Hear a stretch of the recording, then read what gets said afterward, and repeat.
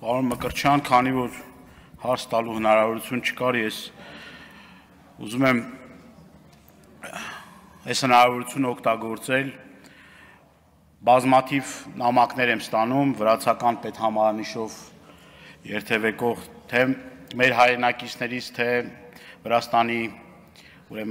Հանրապետության քաղաքացիներից, որոնք որ Հայաստանի Հանրապետություն այցելության ժամանակ ենթարկվում են կողոպուտի,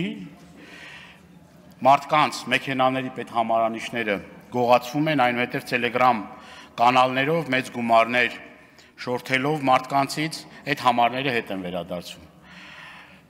Ժամանակին ինձ նաև ասացին, եթե ճիշտ են ինֆորմացիան, այդ հնարավորությունը եղել է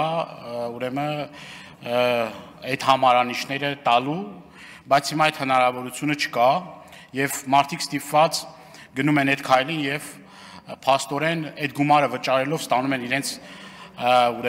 պետհամարանիշները։ Այս հարցով ինչ լուծումներ կան, հասկացանք Հայաստանի Հանրապետությունում օրը 10 անգամ մարդու մեքենան կարան թալանեն, կողոպտեն ու անպատիժ մնան։ Ասում եմ սեփական փորձով, որովհետեւ այն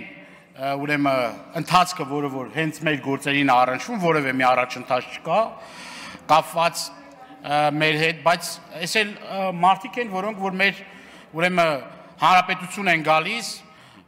գումար են ծախսում, օգտվում են այստեղի հյուրանոցներից եւ այս մարդիկ փաստացի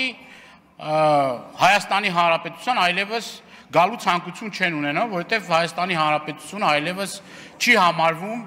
այդ առումով ապահով երկիր։